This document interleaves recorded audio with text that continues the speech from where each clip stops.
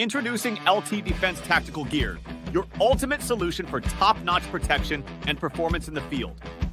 Our armor bundles provide unmatched safety and comfort, while our battle belts and holsters ensure quick and easy access to your gear.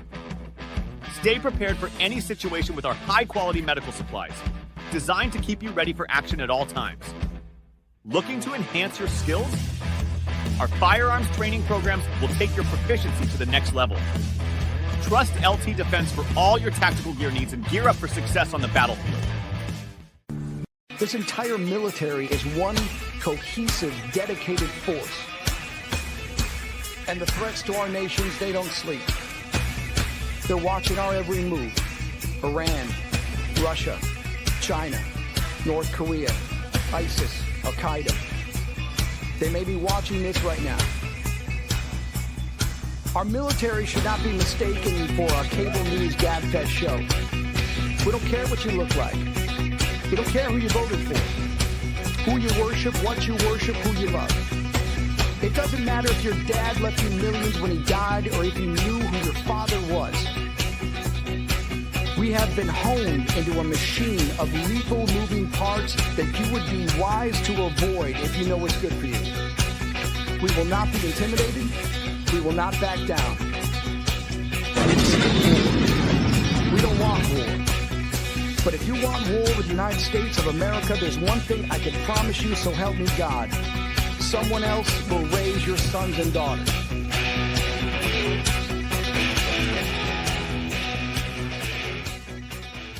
Military Broadcast Radio, the station that's giving veterans a voice.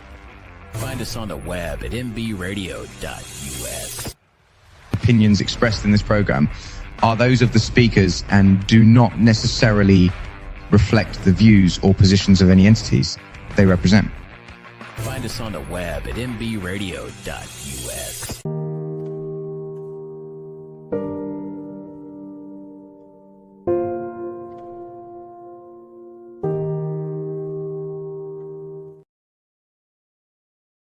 Hey, good morning.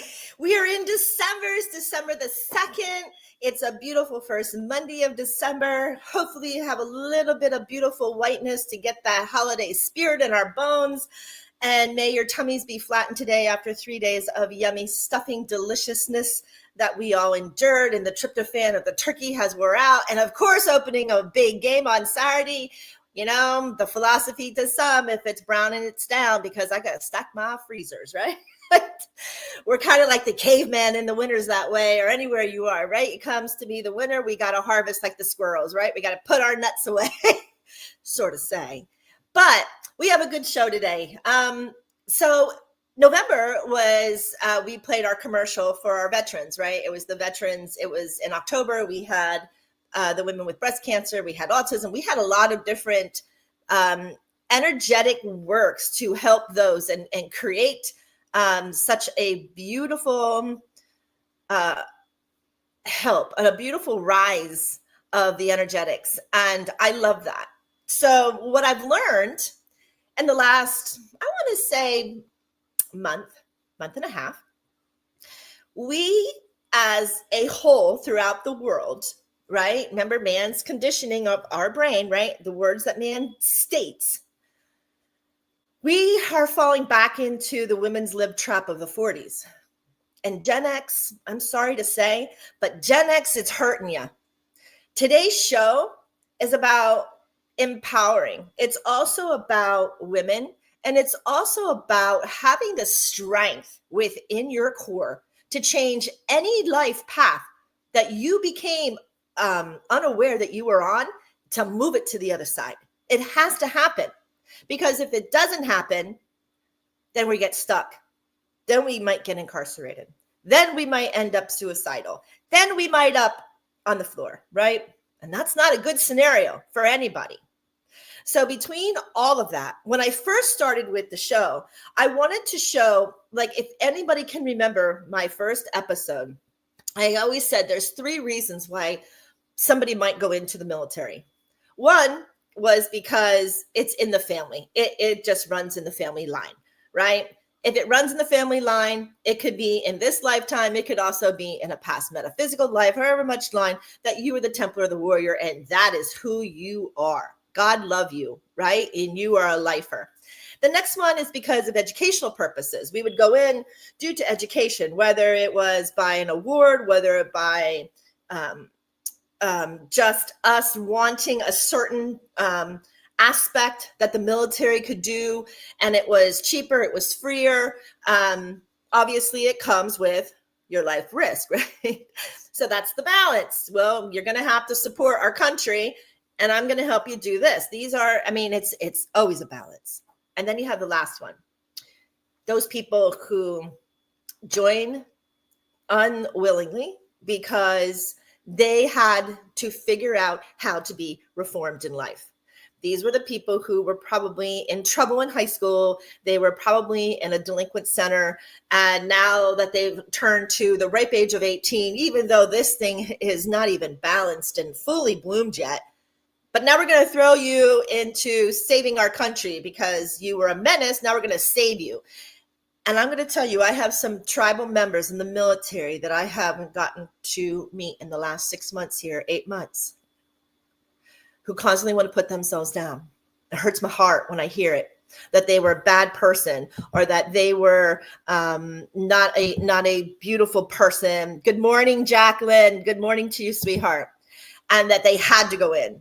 Or they're still a bad person, and they're still, like, anytime that you're going to degrade yourself, it's going to make it worse. Empowerment for all comes from here, right? Comes from our mind. And our mind connects directly into our heart, which is our self-love.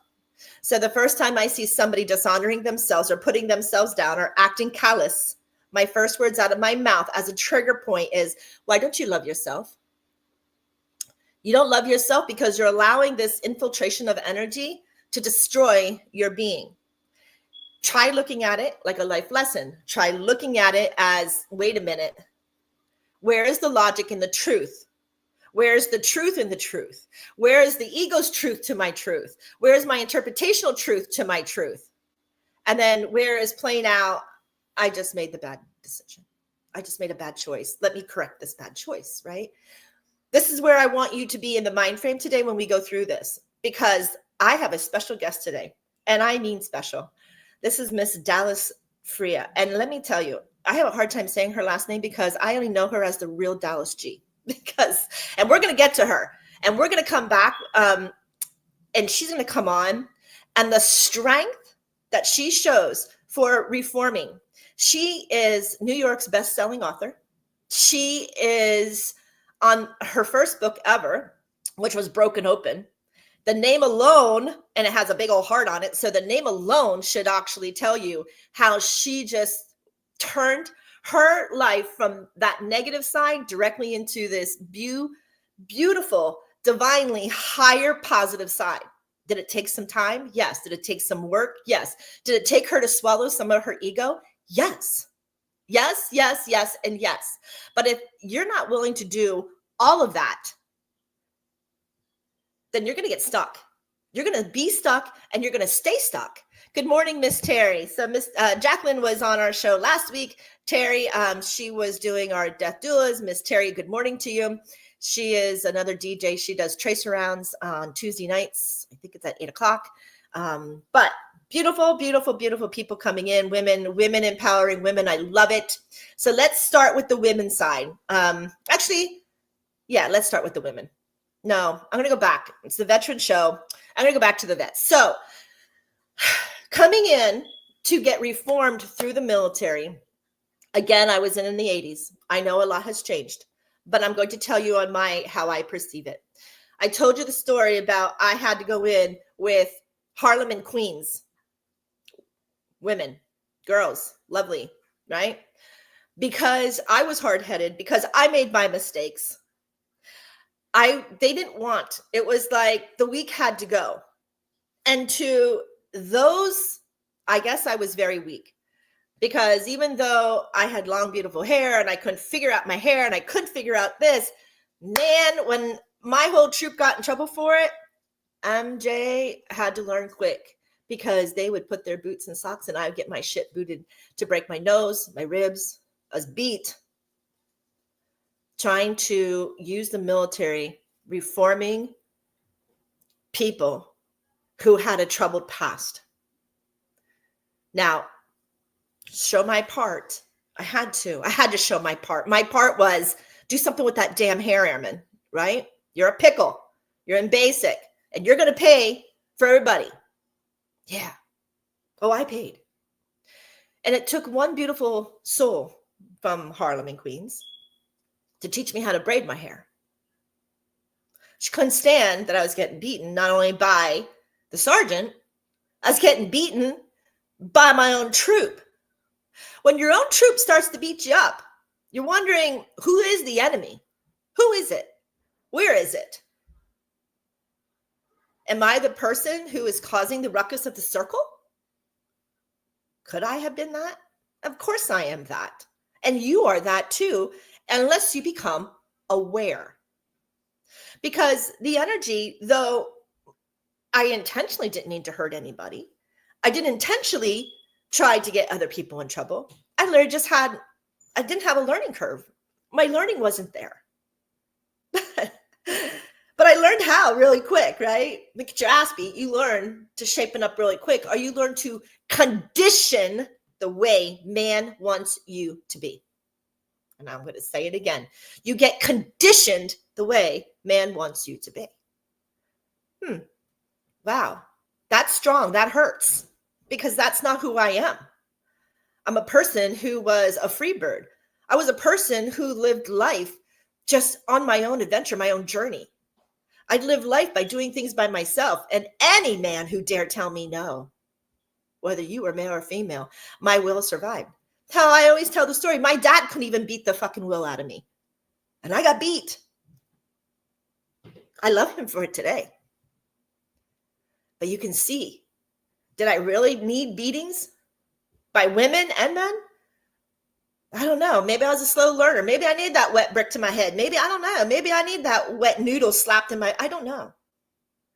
I don't believe that we need to place our hands on anybody in this lifetime.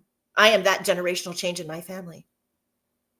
And that's what we all are. We are generational changes when we start to see what man has created that does no longer work, or what man's created to divert the mind power centers of every beautiful being on this earth. It is our will, it is our freedom, and it's our strength that makes us go. My motto today, when anybody pushes me, is if you are not in my energetic circle, I will not talk to you. I will back away from you. Let you dwell in your own disgusting scat. I don't need it. It's not for me. I know, and it should be for anybody, unless you're unhealed. And when you're unhealed, it now becomes upsetting, becomes disappointing. It becomes everything you don't want to be. I know it firsthand. And I'm going to try to help. And the best person I know who could do that is our guest today, Dalis. Took Dalis 2 hours to crack me against my father. But she did it. She did it. She didn't even know who the hell I was. It's amazing. It's amazing the powers of the mind. And it's amazing the power of our will center, our strength center, our power centers, our understanding centers. We always have a beautiful Zell to keep the smile on our face. We always have the beautiful power of love to reign with self-love.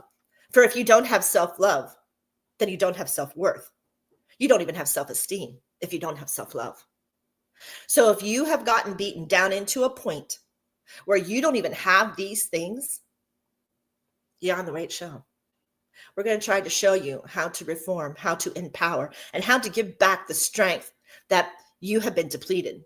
I'm going to especially talk about women today because in the last month or so, we've had one too many women being cracked upon. And I don't like it. I don't like it. And Generation X, you got to learn to put your big girl panties on, and you got to learn to stand up, and you got to learn to pull those shoulders back, because there are some, especially in Generation X, which, yeah, there's millennials, and yes, there's the next generations. They're all there, but they're not the ones leading the pack to you. I hate to tell you that. Your breakdown, your conditioned brain is from the baby boomers and your generation who haven't learned about women's lib, women being raped in the military. Sucks. Women who every time you want to talk fishing or hunting, oh, is that for your husband? No. Women who love to do some of the things. I'm not telling you to go out and be a football player because there is women league now football, right? Do it. And where's the crossroad between transgender women and male? Well, they're all there. Start it. If there's a Special Olympics for those who are handicapped, then make a Special Olympics for those who are LGBTQ, especially the transgender. Instead of fighting about it, find the damn balance, right? Reform how we think. And only man can do that because man's conditioned those thought patterns. Man's conditioned that ego. Man's conditioned that judgment. And why would we want that? Why? I don't even understand it. I wouldn't want it. Folks, I got to take a break. We're going to take a really quick break. We're going to go into the salt cave and rest a minute. And then we're going to come back. I'm going to finish. And I'm going to bring Dallas right on. Be right back. You listen to mbradio.us. This is MJ, and this is the world of conscious positive thinking. Let's flip the old belief patterns. Let's flip it so that we don't have to be angry and we can just survive and stand strong. Be right back. This cave is a one-stop shop to heal whatever ails you.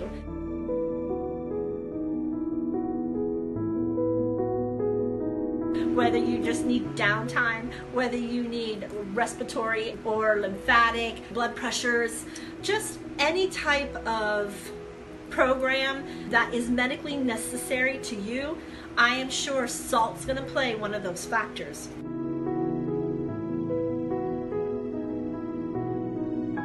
We use saline for our eyes. We use salt water for our ears. We gargle with salt water for when we have sore throats. And we're even putting salt water spray, nasal sprays by our doctors up our nose. Except most of these things that are by our big pharma or our doctors are actually not salts, like Epsom salt. It's not even a salt. This is true to form. We're not kidding anybody. The properties are what they are. You can look it up in science magazines, health magazines. Himalayan salt is the only salt you want. You can digest it, you can eat it, burn it, you can lay in it like tub baths. You can use the actual steams with all the minerals so that you can actually put those minerals back in our skin and our face over hot steaming water. Salt, when you put the light on, sometimes they sweat, sometimes they water. Oh my gosh, my rock is leaking water. And that is the most perfect rock. I always tell everybody, I want that rock back. Because 1 out of every 100 rocks might sweat. And that's, it doesn't mean it's bad or good. It just means it's that much better. It's just that much better, right? Because we don't do negatives here. We do anything that's positive, that's what we do. Except our ions, we have to keep our ions negative. Why? Because the negative ion in the density of the salt creates our body to be a higher in pH balance, right? So that's the goal. Our goal is to raise our body in pH, lower the acidity level, because then we all become healthy. Healthy like weight, healthy like bacteria, viruses, fungus. None of them can penetrate. So that's the cool thing about our salt. So why not take a seat and get every amount of healing that your body can actually have for 1 hour in the salt cave. Let's get healthy together.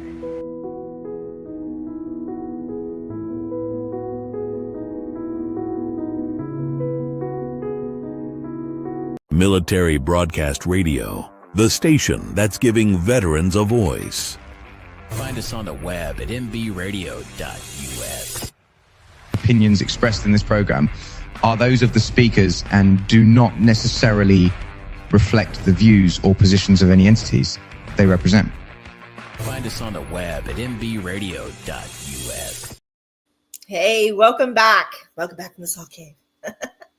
It always brings me peace when I see that orangey color. It's those colors are the world to our eyes into calming as well. So anytime we get irritated, I implore you, find something peachy, peony type of colors like a Himalayan salt color, because it actually has the frequency value to bring us down. So I like playing that, especially when I get all riled up. So since I can't be there in Miami, I'm just going to talk about it. So yeah, so we're back. We were talking about empowering. We're talking about women, and we're talking about our veterans.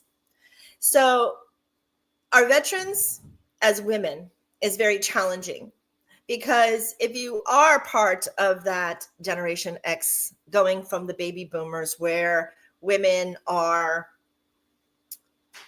basically to be in the kitchen, bare women, right? Clean the house, remedial jobs, nurses.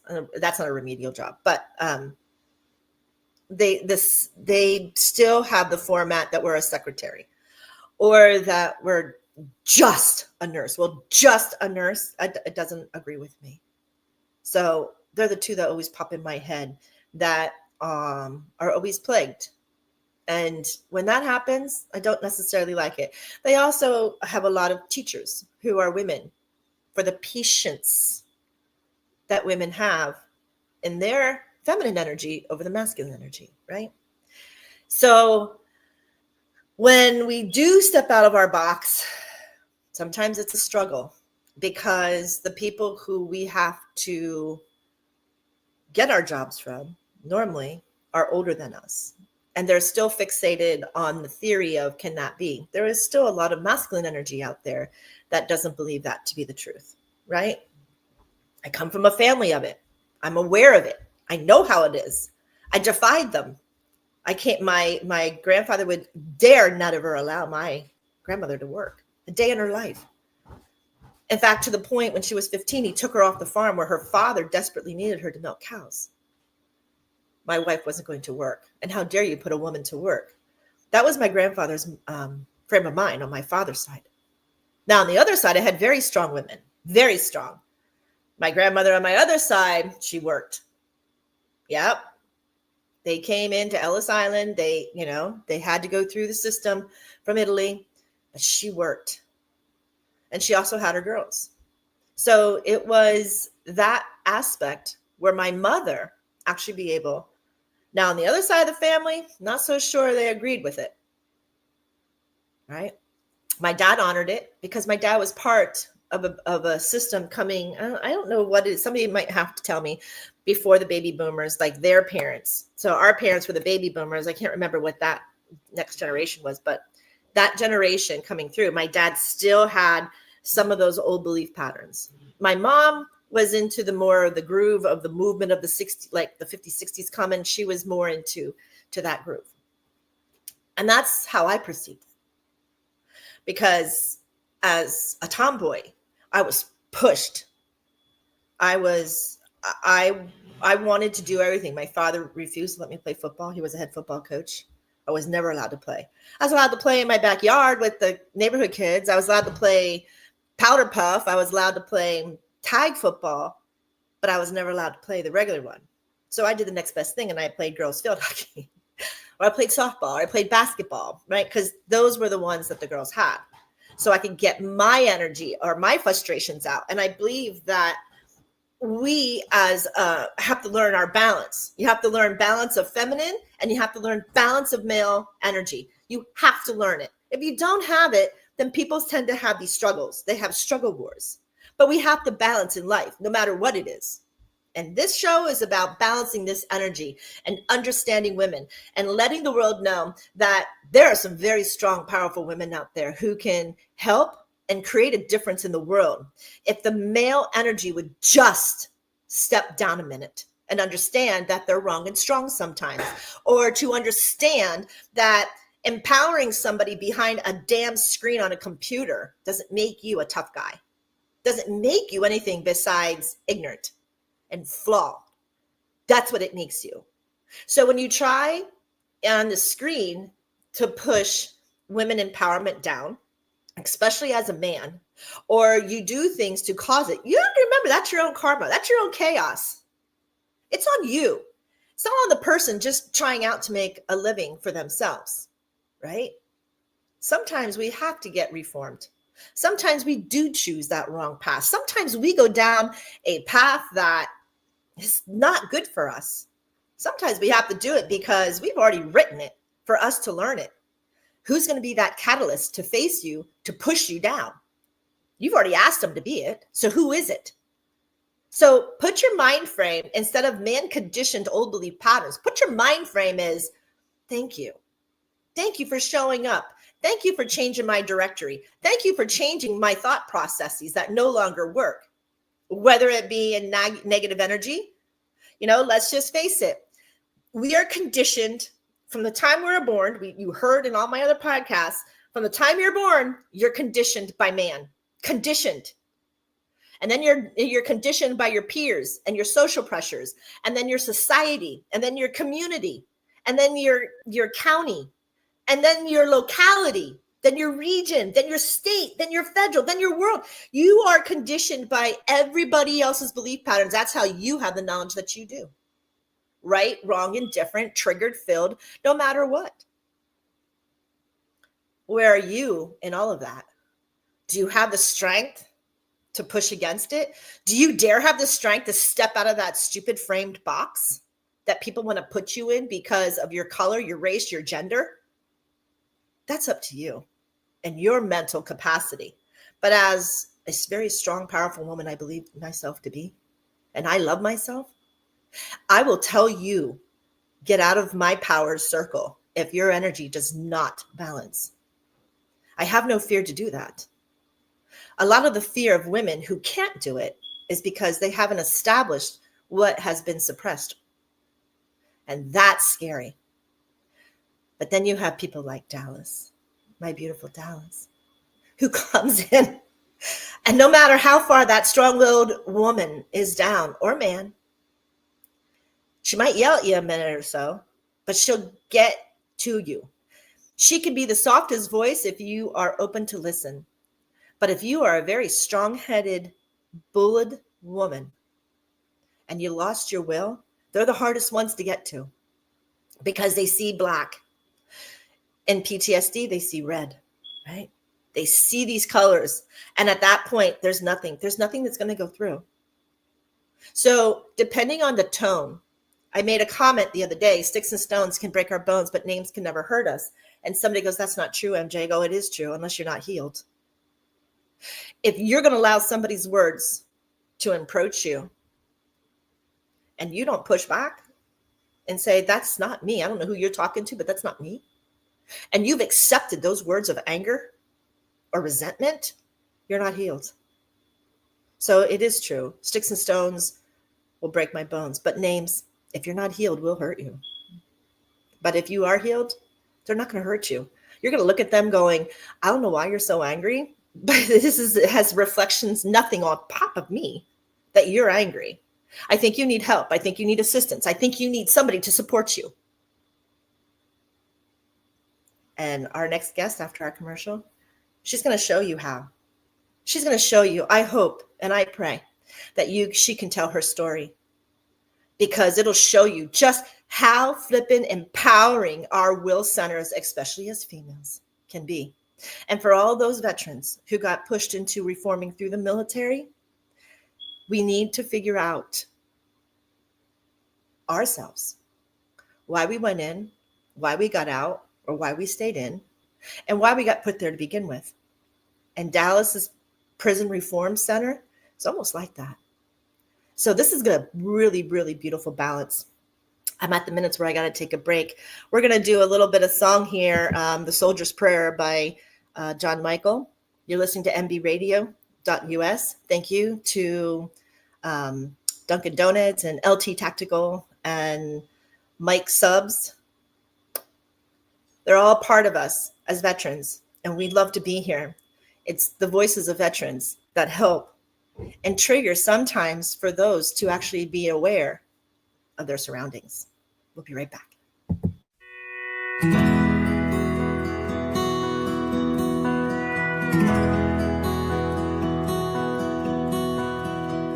"60 years went rolling by. It was here we said goodbye. The war was brewing, it was extreme. We were only teens.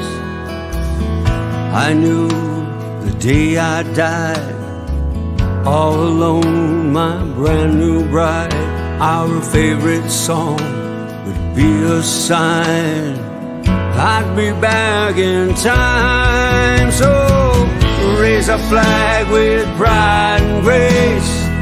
I seen the pain on a soldier's face. Bring me home, both sides say I'm a soldier of the USA. You weren't alone all these years. I seen you cry, I know your tears. You raised our child and a family, all without me.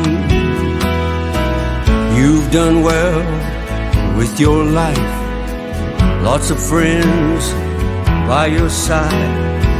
I heard a nightly secret prayer, I was always there. So raise a flag with pride and grace. I seen the pain on a soldier's face. Bring me home, both sides say I'm a soldier of the USA. Now it's time, my lovely wife, to bring you home. Say goodnight. Close your eyes to our favorite song. Can you see me now? Can you see me now?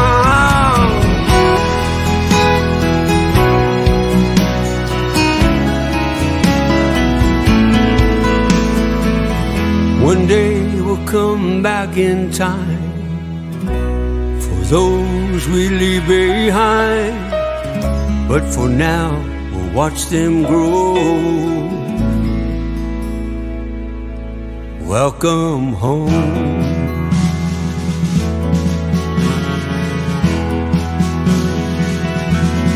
Welcome home.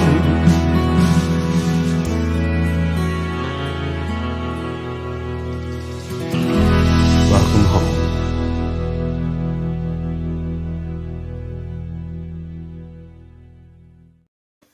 All right, welcome back to the world of conscious positive thinking. We are talking about empowerment, reforming, strength that it takes to make a change in our life when we have bottomed out.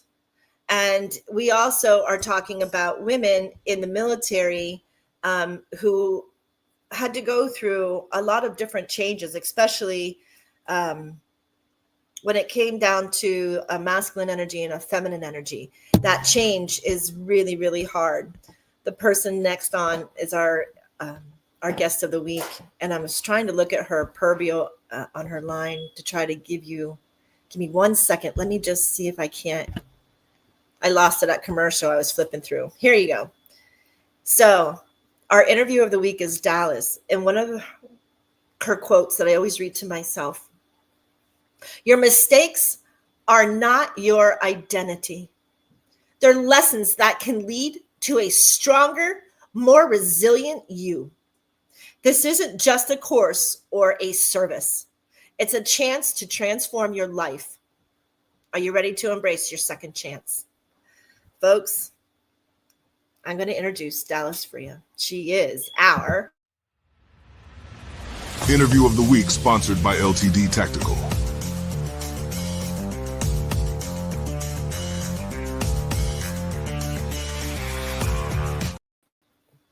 Good morning, Dalis. Dalis, come on. I called you the Real Dalis G because it was like gangsta.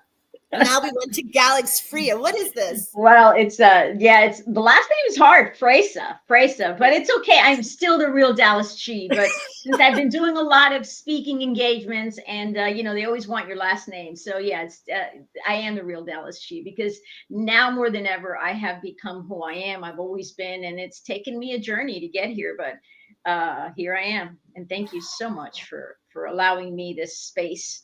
You're such a beautiful person, and I am so privileged to be one of the many, one of the few at times, right, to be in the space of spiritual service to you and to your beautiful soul. Thank you. Thank you so much. Dallas, there has been in the last month a lot of women, for whatever reason, being disregarded, disenchanted. Now, I want to talk two things today, and you are probably the only voice who can have that energetic exchange that knows all too well. So, as a reformist, people who were juvenile, who were in institutions and stuff like that to get into the military, what is your thought about that?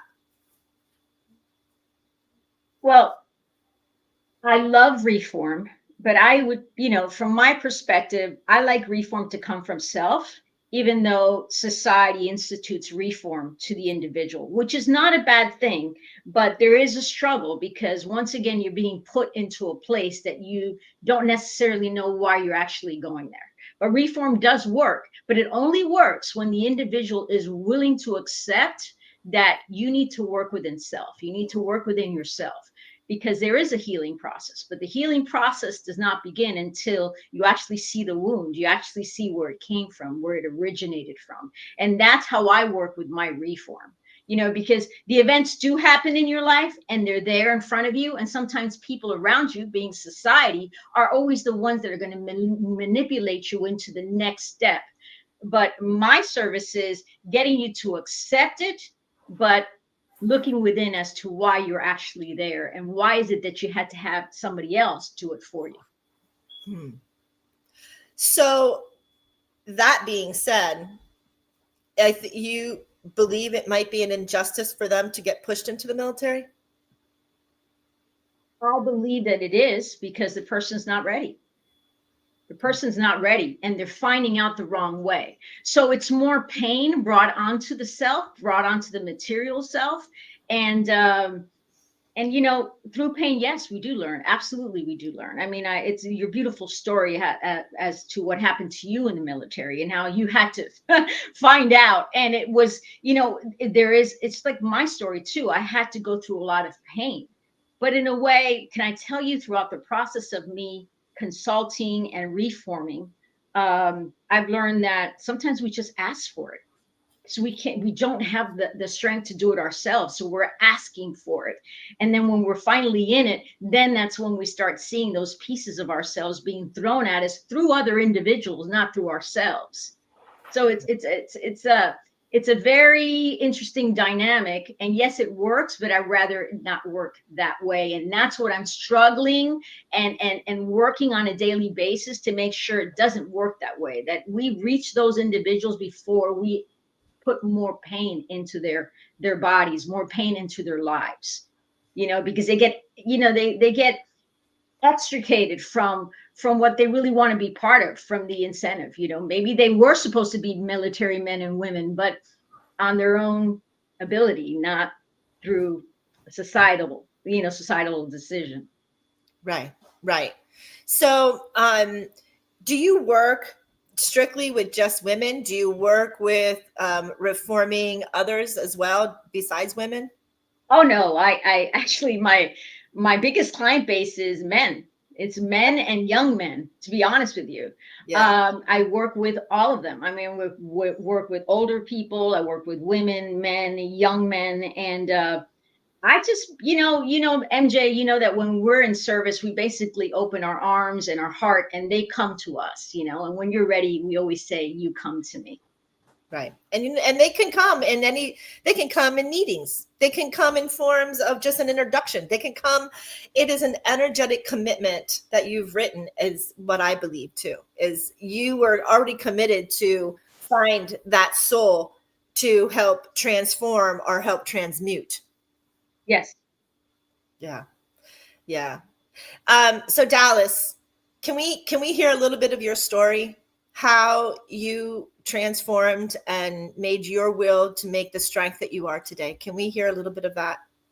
Well, as a woman, I was raised very old-fashioned, by a mother and father, and I was raised Roman Catholic, and I was raised, when you get married, it's your life, your dedication, yourself has to go to that marriage, and you make it work no matter what. And nobody ever taught me, oh, well, you matter. You actually matter. So I was in a relationship, which the love of my life, I still talk about. And I was in a relationship with this man for 25 years. But unfortunately, throughout the process, I had two beautiful sons with him. Throughout the process, I started losing myself because my programming was you make it work no matter what. And nobody ever talked about me. How about me? How about my happiness? How about what I want? So it turned into making him happy, which in retrospect, he was never going to be happy because that's the kind of individual that he was. He was an amazing father, but he was a god awful husband, and he really didn't care. He involved me so much in his life and making him happy that he never turned around and asked me, what do you want? What do you want? So everything about my life within those 25 years was me just trying to make him happy and trying to support the family home and not support myself. That's when we start spiraling, when we start losing the identity of self, of who we are and why we are here. We are all important. We are all here for a reason. We all have a purpose. And we need to be taught from the inception as young women, as little girls, it's not what you see in the mirror.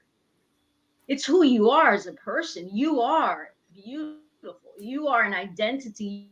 You are someone that was placed on this earth in this dimension, to work for a beautiful reason. And teach me that, it's not the way I look. It's not what I wear. It's not how many millions of followers or thousands of followers I have or what comments. And, it's not about that. It's about what is it about you that makes you special, because you're special. Otherwise you wouldn't be here. You wouldn't be serving this purpose. So I was never taught that. I started spiraling. And, I remember sitting in my car and saying, my God, I just, do something about this. I can't continue this. I'm exhausted. I'm exhausted. I love my boys but I love myself first and foremost, and then everything imploded all around me. I was a mortgage broker, real estate broker, #1 in the state of Florida. And, the whole financial crisis came, and it 2008. So I got involved in that whole financial crisis and banking crisis. And I started doing all the wrong things, knowing exactly what I was doing, but I sabotaged myself, because it was my way of being able to get out, completely out. And that's what I talk about.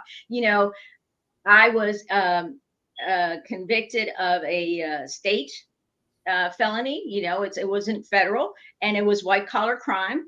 And I was incarcerated for 3 years and 20 years probation, which I still serve, believe it or not. I'm 2 years away from it. So because you only serve 50% of the time. So I'm getting to my tenure. So, I was thrown into this environment and I was like, oh my God, what is this? I didn't ask for that. Oh, really? Didn't you ask for this? I guess I did ask for this. So now I was put in this place where I had the space and the time to understand who I was. And I was taught by people I would have never been in a space with. And I talk about these beautiful women because I was incarcerated with women of all sorts, of all different walks of life, of all tragedies, of all pain. And they taught me things that, oh my God, to this day, I'm just so grateful, that I have them. And those are little pieces within me that empower me to speak. And, I remember I became the director of education, and I taught women how to read and how to write and how to get their GEDs, because they were so involved in their lives and making it work for themselves in their little space, at home, that they never dedicated any time to themselves.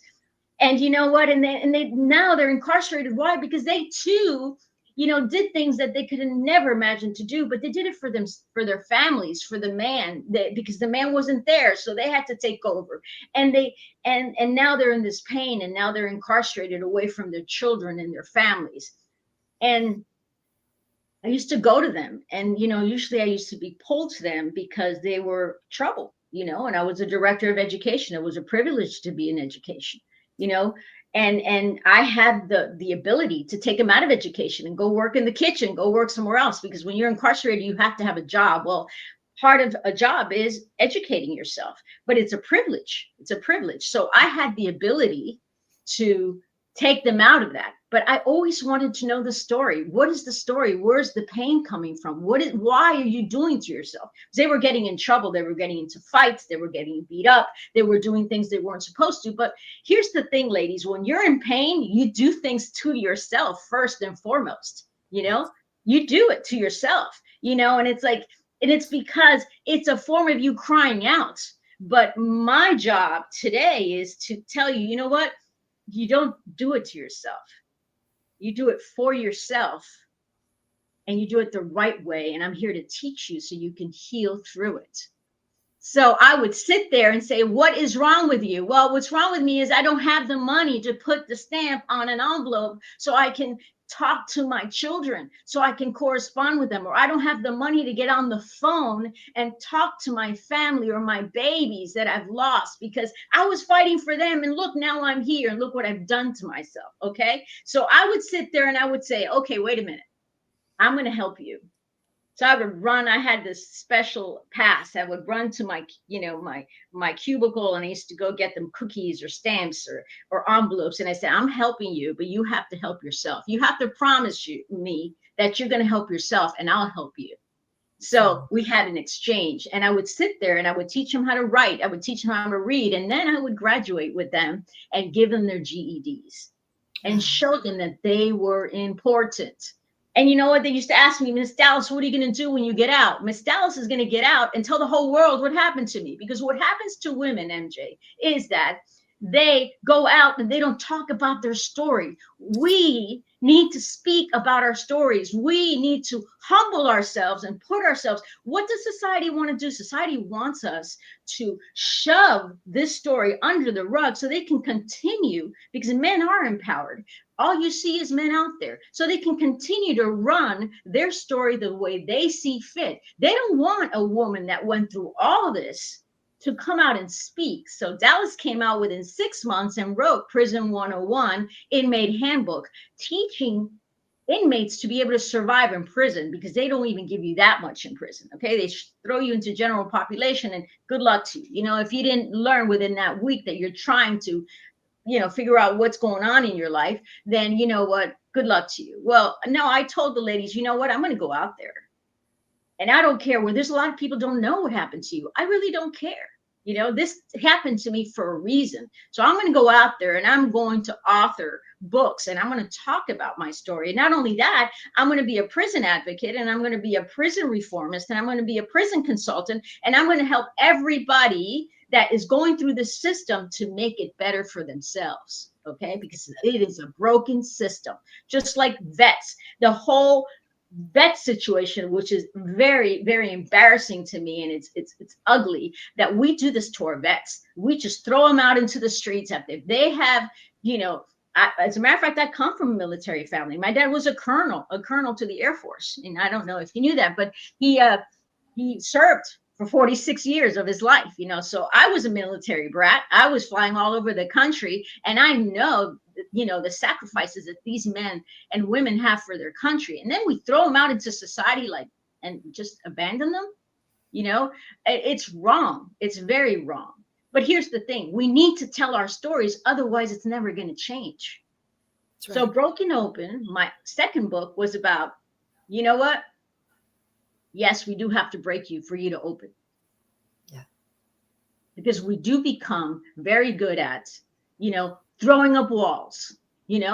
Let's throw up the walls. Okay. No, I'm becoming an image that you are not wanting to be seen. We become experts at that. And why? How is that serving you? What is that doing for you? And that I like questions, but I like questions when the answers are coming from within you, not how we are societal. The way society likes to do it is they like to try to throw answers at you, and then you're easily picking those answers up, like, oh yeah, that's it. And then it might work for a few days, a few weeks, a few months, but then it just breaks down all over around you, and then you have to start all over again, because the answers are not you. It's not what you need. The answers are within. And that's another book that I wrote, which is, the answers are within, which is true. Anybody that is in this life to serve, And I thank God, Creator, and all my spiritual guides every day, that they've chosen me. We are there for you, but you are the ones doing the work. You are the ones who have to allow us in, to teach you what you already know. We're just basically showing you, just allow me in. And yeah, you know what? I've become the Barbara Walters, right, of consulting, because I always make you cry. Because you know what? I'm going to make you cry because that's a form of healing. I'm going to tell you about yourself in a way that nobody has. I'm not here to hold your hand and tell you it's all right. No, I'm here to break you in the right way, to serve you. And that's what consulting's about. So yeah. So on that note, Dallas, we got to take a break. They're in my ear. So hold on to that thought. We're empowering. We're showing Dallas today. Dallas, who had the life of a struggle of a female energy in our cycles of the world, of choices that we make to find out where we are today. Hold that thought. You're listening to mbradio.us, and we're going to just take a really quick break. We're going to go down here and hear from our buddy, Never Been to Spain, Matt McClure, and here we go. Well, I've never been to Spain, but I kinda like the music. See, the ladies are insane there, and they sure know how to use it. They don't abuse it, never gonna lose it. I can't refuse it. Well, I've never been to England, but I kinda like the Beatles. Ooh, I headed for Las Vegas, only made it out to Needles.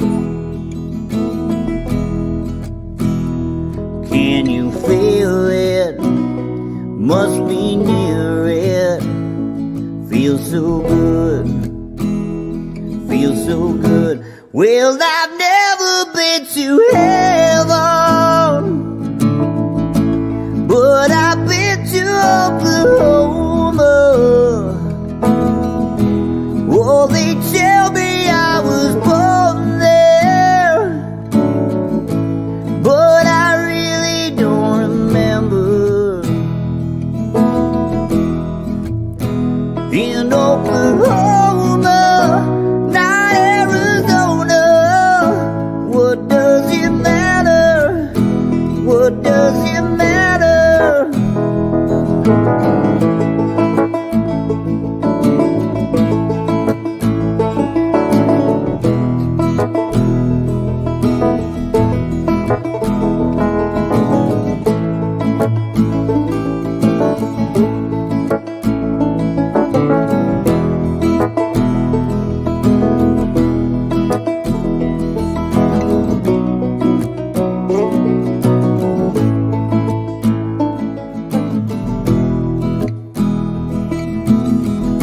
Well, I've never been to Spain, but I kinda like the music. Say the ladies are insane there, and they sure know how to use it. They don't abuse it, never gonna lose it. I can't refuse it. They don't abuse it, never gonna lose it. I can't refuse it. Military Broadcast Radio, the station that's giving veterans a voice. Find us on the web at mbradio.us. Opinions expressed in this program are those of the speakers and do not necessarily reflect the views or positions of any entities they represent. Find Find us on the web at mbradio.us. Perfect. Welcome back. I love that song and I love his music, and that growl and that voice is just inspiring to me. So we're here with Dalis Fresha, my Real Dalis G friend. And we were talking about her books, Broken Open. We were talking about how was in prison and empowering, and how she triumphantly got out of that doomsday fall that some of us as women take just in complete frustration and complete despair. Welcome back. So Dalis, I'm sorry to interrupt you before commercial. We were talking how they would come to see you and how you were encouraging and empowering them to break down those walls. And those walls are the toughest.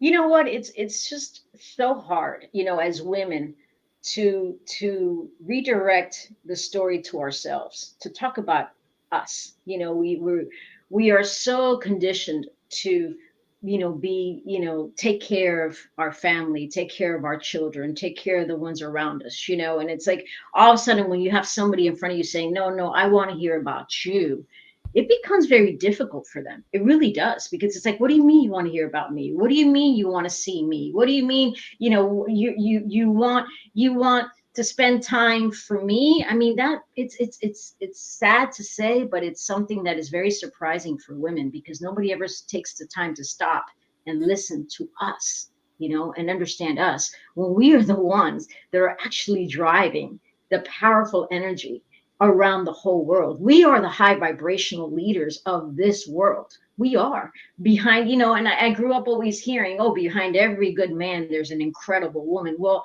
you know what? The incredible women are here. We're now, and we have to be able to tell our stories. There's a reason why we are going through the things that we are going through. There's a reason why we have gone through, like your beautiful story, like my beautiful story. But what would have happened to all the people that I've helped throughout these years? Because now I actually been 8 years out. Okay, if I decided to shove this story underneath the carpet like society wants me to do, and let's not talk about what happened to me. I have 2 sons. I don't have females, I don't have daughters. I have men. And I told my sons, the moment your mom gets out, I'm talking about this. I'm putting out books on it. You go ahead and Google me. Find out that I was incarcerated. I mean, this has happened for a good reason.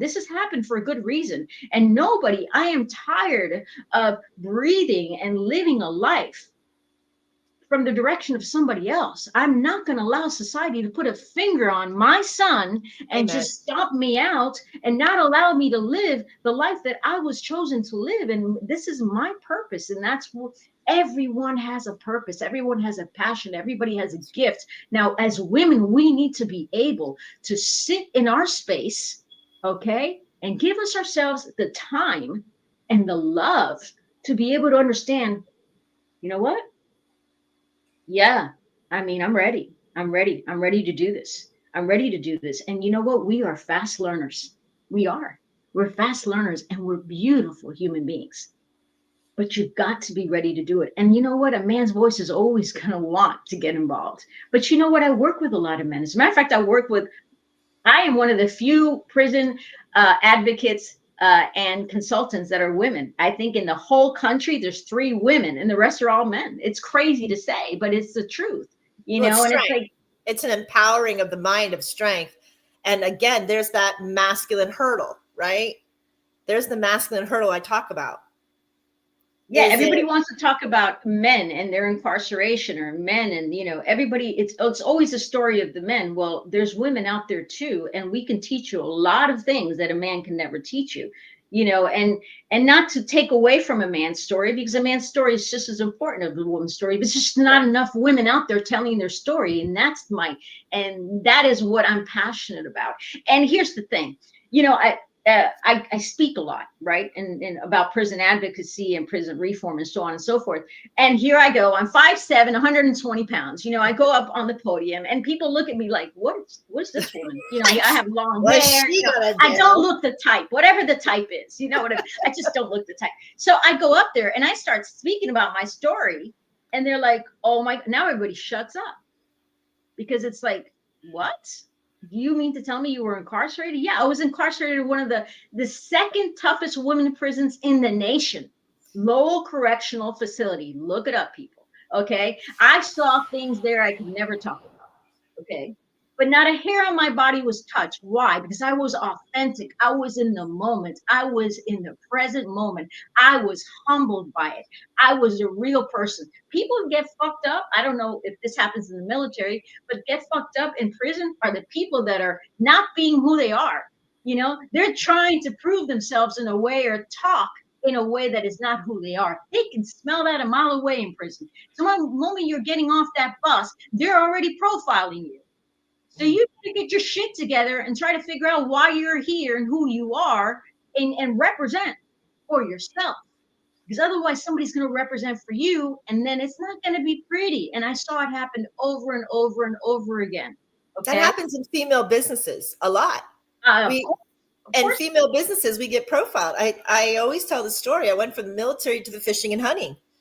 And I'll never forget, Dallas, you're damn straight right, because I'll never forget the day. In Pennsylvania, there's a 10-day show called the Eastern Sportsman Show. And I from October through March, every weekend, I'd be toting my displays and toting through the airports to different and it was a 10-day show in Pennsylvania, very long. The third day I was there, the third trilogy, right? Divinely sent. On the third day, I had a man come to my booth. I sold fishing and hunting around the world. Higher end, 18% of the world's money would take these trips. And he said, I'm interested in going to your Galapagos venue. He goes, do you mind? He goes, is there somebody I could speak to about it? I'm the representative. And I'm dressed to the hilt and says, hi, ask me about my trips. I'm MJ on my freaking lapel of my suit. And he asked me that. And here's women empowerment. Here's nasty MJ before she realized that I didn't have to be nasty anymore. And I didn't have to stick up for a feminine energy with men. I literally goes, give me a second, sir. And I walked in a big circle. And I said, hi, my name is MJ. How can I get you fishing in Galapagos? And he looked at me and he goes, there's not a guy here. I go, why do you need a guy? I hold 2 world records from the Galapagos. Why the hell do you need a guy? He walked away. Just that simple. Why? What is it about? And there's feminine energy and females in the military that have to go through this constantly. And it is like, I don't know if you agree with me.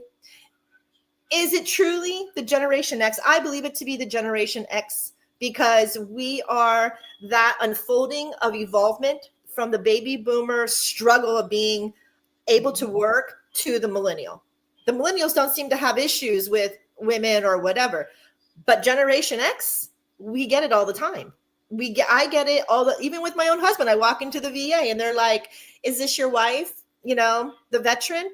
And he goes, no, I'm the champ VA, not her. She's the veteran, like constantly. So, I agree. I totally agree.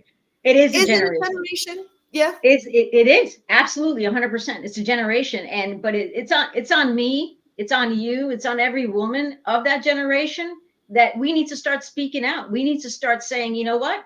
The reason why I'm here is because I'm supposed to be here. And I'm important, and I am going to serve this position well, regardless of my gender, regardless of my color, regardless of where I come from. Okay, I am here because I have decided to be here, and I am empowered in this position, and I will do my purpose, my job, and I will facilitate myself in the way that I know I should. But here's the thing: women are not ready for that. When are we going to be ready? That's what I say. When are we going to be ready? I look around in a conference room. I look around in a boardroom. And I'm like, I'm the only woman there. Why? It's not because, and here's the balance. Okay. A lot of people say, well, because the men won't allow us in, no, that's not true. That is not true. I work with a lot of men. I work with criminal attorneys. I work with judges. And there's a lot of men in the industry that I work in. Okay.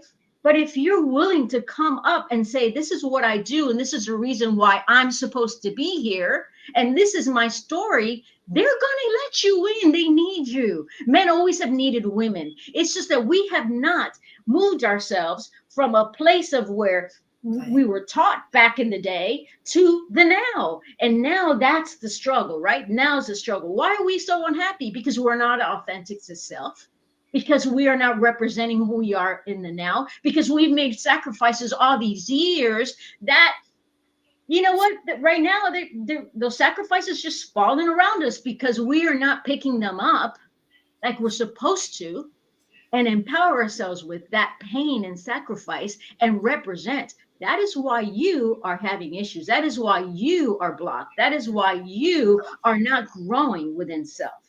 That is why you are not happy. It is not happiness. And I know I'm preaching to someone who understands this. Happiness is not something tangible, ladies. It's not something you could put on. It's not something you could put on your face. I see it all over social media. It's not something that, you know, you could carry with you. No, it's within. Your happiness is within. I get this all the time. And I know you were one of the first ones. When I walked in and we first met, you're like, holy shit. I mean, look, you know, I get this all the time. I walk in, just like everybody. But Dallas, I didn't know you. I had no, I didn't know you from. And I just beeline to you, and I'm like, "Hello, you're MJ. Hi, my name is Dallas." And you're like, I looked at Nicole. I'm like, "Guess she's talking to you." You know, it's like I walk in like everybody should walk in. Why not? You are. I mean, that is why this world needs to be a better place. But the women are the ones that need to carry it there. You know, if we continue to take backstage, if we continue to shove our life stories underneath the rug, it's going to continue to be the same. And you know what? I work for happiness. I work for purpose. I work for love. We need women to start teaching this. Yes. You know, we do. We need to start teaching that. And how do we teach? By representing, by words, by being humble. Do you think it's easy for me to tell my story over and over and over again? No, there comes a time where people even ask me, aren't you tired? I mean, this is not even who you are anymore. I mean, aren't you tired about talking about your mistakes or why you're here and what you went through? And yeah, but it's a story. It's important. It's important because that's how people start. Because if you don't humble yourself, people won't let you in. Okay. So and you have to how many trillions of people on the face of this earth? We don't know them all. We got to just keep repeating, put it on repeat so that it gets through. And bottom line is, you know, it's the truth. You know, everything. I mean, I was sitting there first half hour of the show and I'm listening to you. I'm in awe because I've known you for years. Yet, you know, you speak truth. You speak beautiful truth. And that is what we need to start understanding about ourselves, is that the truth is what's important. If you speak the truth, you got my attention. I'm here. I'm going to sit here and I'm going to listen to you. But why is it so hard to speak a truth? You know, why aren't you speaking truth? They're not healed. And this is where I see these women who are upset, who, if they're upset, they're either crying or they're coming at you in slanderousness. And I was like, you're not healed. You're just not healed. And for anybody to encroach your power to make you feel that way, there's a seed, there's something within. Because, and what I have to get through, Dallas, and maybe you can help me on the show for everybody to see it. There are some still points where I have these seeds or these roots where I'm getting really good at it, but I have to breathe. I have to step back. I have to breathe. And I'm like, woo, that's something I obviously haven't healed. But then I come back and then I make good. And I'm really quick at making good because I know that if I don't take my part, who's going to? Who's going to take your part if I don't take it for myself, right? See, but when I'm working with you, you know, whether you're incarcerated, I mean, you know, I work with individuals in a spiritual realm and I work with individuals that are incarcerated or that are trying to make it in society after incarceration, which is an incredible niche and it's something that needs a lot of work. But when I work with you, what I do is I dig. That's for me, that right there is an opening for me. I dig and it's what is it exactly that you were feeling in that moment where you actually reflected and you actually said, oh, wait a minute, I'm going to pull out and this is what I need to do for myself. What is it exactly? Because, you know, the reason why we ask people to journal, the reason why we ask people to sit and reflect on their day, whether it's in the morning or at night, is because we are not good about understanding. You know, we talk about triggers, okay? Triggers always, for some reason, that word always goes negative, you know, but it could also be positive. What is it that instilled that reflection that made you flip it? Flip it. What is it? You can learn from that. And I could guarantee you that it did not come from a source externally from you. It came from within.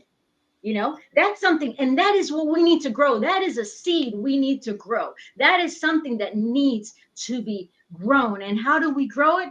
By reflection, by love, by verbalizing it. Why is it that we love to talk?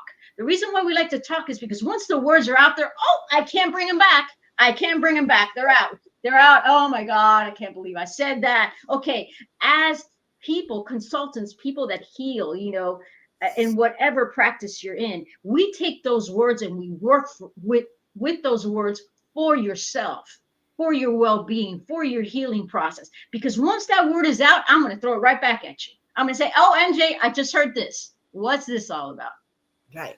Right. And I love that because it makes me be aware. And that word awareness came from another beautiful, beautiful person I love. Her name is Diana. And she brought the attention as a master to me, the word awareness.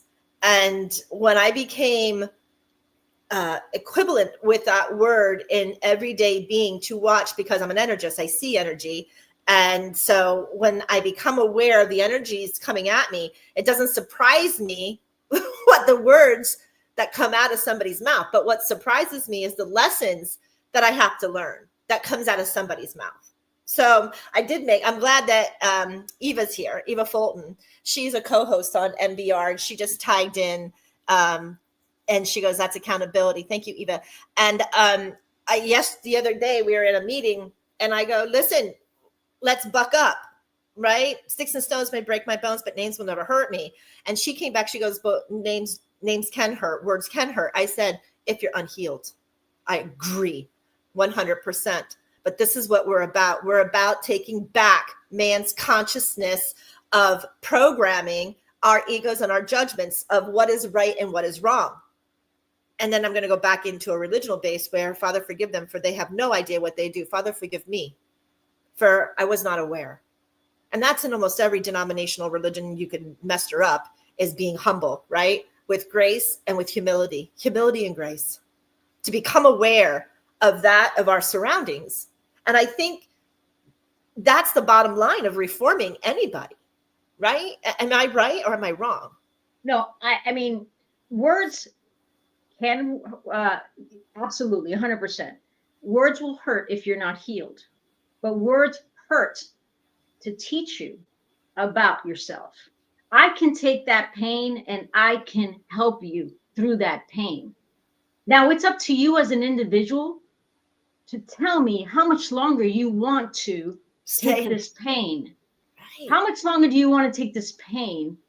And why is it that you're wanting this pain? What is it about yourself that you feel that you are not ready, that you feel that you are not valued? You don't have the value to represent in the way that you were chosen to. I mean, why do we have colors? The reason why we have colors is because we want different views, different reflections, different kaleidoscopes about life, right? Why is it that we always have to tone it down to a black, a white, a yes or a no? I mean, there's a reason why we have those choices, and I can work with that. I can work with that and I can turn it around. One of the beautiful things about being incarcerated, and there's a lot of beautiful things. I mean, I talk about this all the time. People are saying, are you kidding me? I would not wish this upon my worst enemy. One of the beautiful things about being incarcerated is time slows down. Why? Because society's not in your ear. Society's not influencing you. We do not have access to internet. Okay, we have access to family members and it's very limited. So time slows down, and now we have no other choice but to work on ourselves. That's right. And to listen to ourselves. Wow. And that's why I want to take people.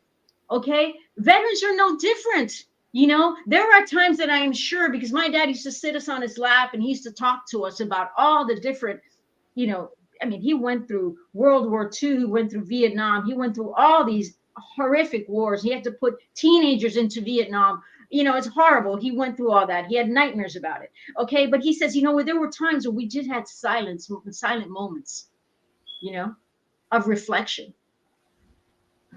And he says, you know what, Dallas, fear used to creep in, fear used to creep in, but I would take that fear and I would talk about it. And all of a sudden, we were lighting matches. Everybody was sparking around me. Everybody was talking about their fear. And we all came into a one, and we all understood, you know what? It's all good. We're human. We can make it. We can make it, especially if we're talking about it, especially if it doesn't matter how many stripes I have. He was a colonel. It doesn't matter how many stripes I have. I still have my fears. I still miss my family. I still don't know if I can make it out of here. You know what I'm saying? I know this is a purpose I'm serving, and I'm rightfully so serving it. And I love my country, and I love who I am, but you know what? I am human. What's that say? Eva, many people have become thin-skinned. Participation trophies taught us that we should all win and that there are no losers. So I disagreed with that whole thing. But we do need to occasionally lose so we can become stronger, like a tree with strong roots to weather a strong storm. What is below is so above, and we have those strong roots in our society. So there's an expression that we use in spirituality, which is what's above is below. So if our roots are not strong enough to handle the leaves that encompass the tree, which is part of my logo that I use, that's why we have the tree there. So that's awesome, Eva. Yes. Eva, she's written a book, and she has a movie or a short film coming out. And she is, I think she's a bridge of motivation. I haven't learned a lot about Eva. I wish to. But she's another one, Dallas, that truly is an equivalent of female to empower others as well. Yes, Eva, I love you. We need more of you, Eva. I would love to meet you and talk with you. Well, we need more of the Evas of this world. Every woman is so special to me, and I wish to. It's a community that we need to build stronger and stronger. And everybody does have an opinion. Everybody does have a point of view. Everybody has a reflection in their own healing process. And that's what we need. We need more of it. There is no right or wrong. One thing life has taught me is there's no right or wrong. I was always, taught that there's a wrong, there's a black, and there's a right, there's a white. No, there isn't. There isn't. Everybody in this world has their own purpose, and everybody's life and path, whether experiences or downfalls or mistakes or whatever you want to label it. Okay. Everything is being written simultaneously around us to serve a beautiful purpose.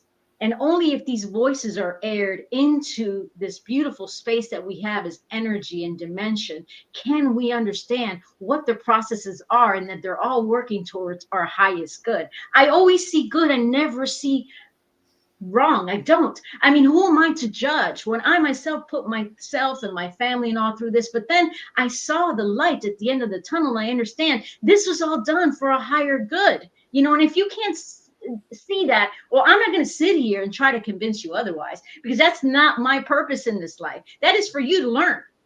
See, and that's where we need to. That is when we find a hurdle in our life, you want to jump it, you tell that person, you know what, I'm going to keep you there. Yeah. You stay there right there, and you learn from this experience, you learn from this moment, you learn from this emotion, but I'm going to keep on moving because you know what, you're obviously not grown to the depths that I've grown. Okay. And you're not meant to follow me or walk beside me. Amen. But we are the I am, right? Yeah. Amen. The amen to the I am. And exactly. One of the biggest things that I always produce and tell everybody, and then we're going to have to take a break. Every religion, I don't care what you are, organized or metaphysical or denominational, thou shalt not judge. And that's the biggest problem in the United States and around this world. We all place judgment and ego, but that's a conditioned pattern that we're born to live within that society.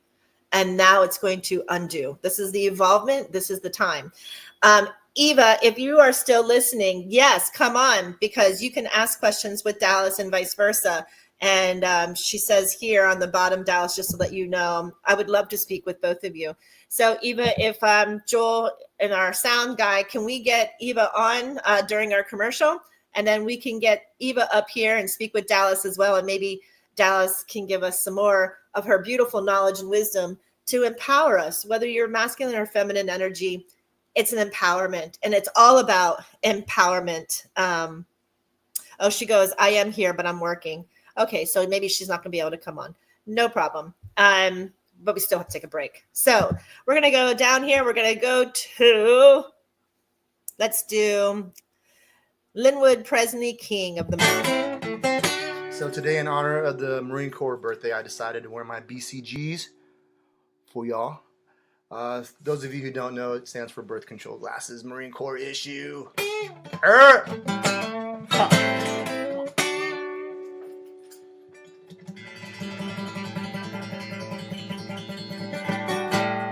From the halls of Montezuma to the shores of Tripoli, we will fight our country's battles in the air, on land and sea.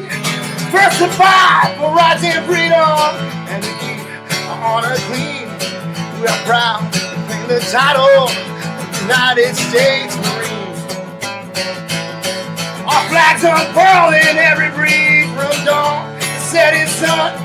We have fought in every time and place where we can take a gun.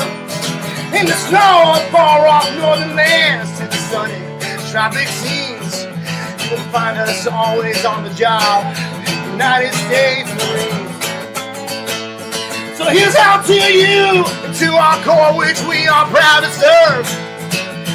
Many a strife we fought for life and never lost our nerve. If the Army and the Navy were to look on heaven's scenes, they will find the streets are guarded by United States Marines. I said if the Army and the Navy were to look on heaven's scenes, they will find the streets are guarded by United States Marines. They will find the streets are guarded by United States Marines. Oh, yeah. Hey, yeah.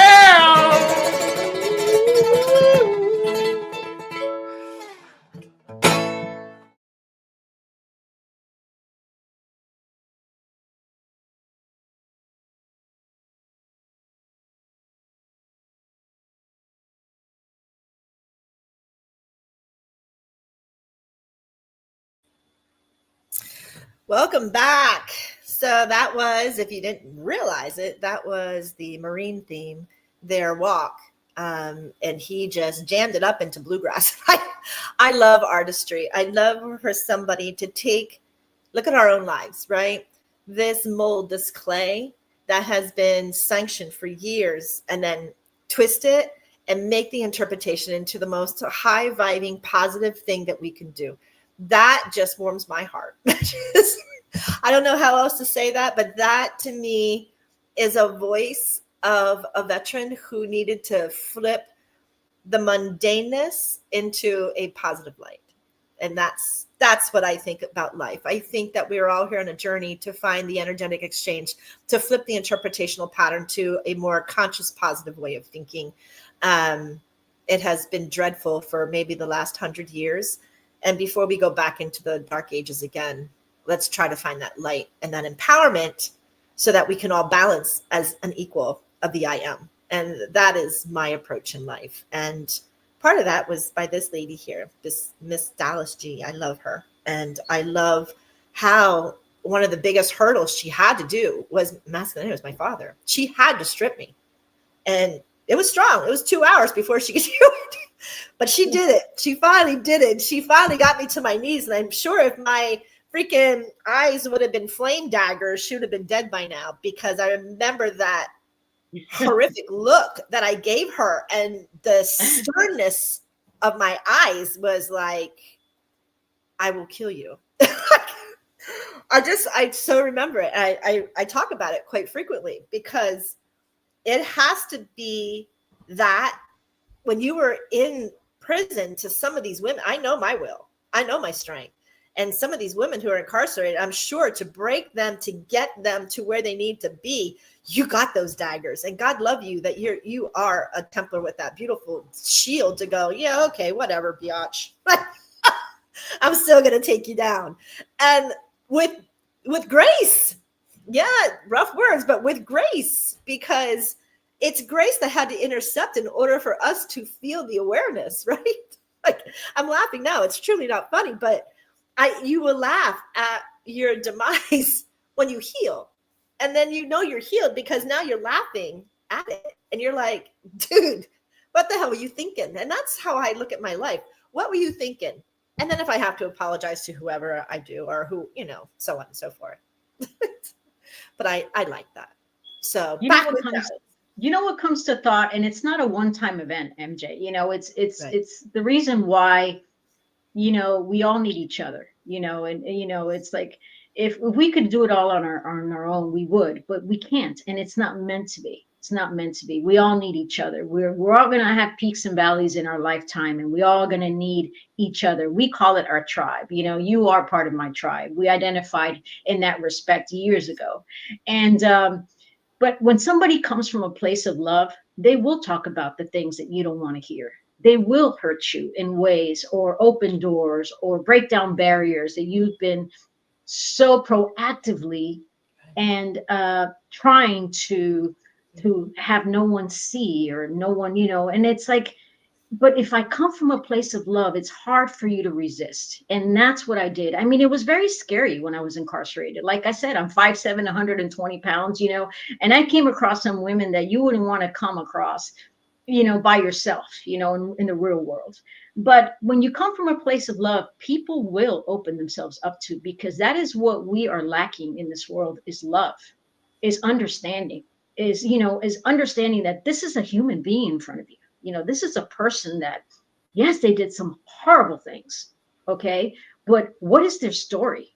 This just didn't happen overnight. I mean, one of the stories I talk a lot about is I met the woman that was in death row that basically fried her newborn in the microwave.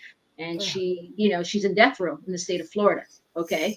And, everybody was saying, don't talk to that woman, she's a monster. Don't talk to that woman, she's a monster. Well, the more they would tell me, don't talk to that woman, she's a monster, the more I gravitated toward her. So since I was a director of education, I would go into, because, they're separated from the compound, lifers.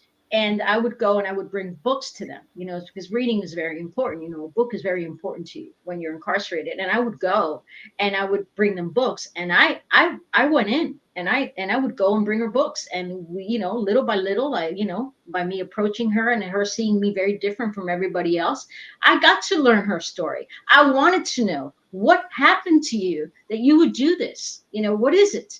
You're not a monster. I mean, there was a point in my life where I was going through this. When I was on house arrest for 11 months, I felt like I was a monster. I mean, what happened to me that I became this individual?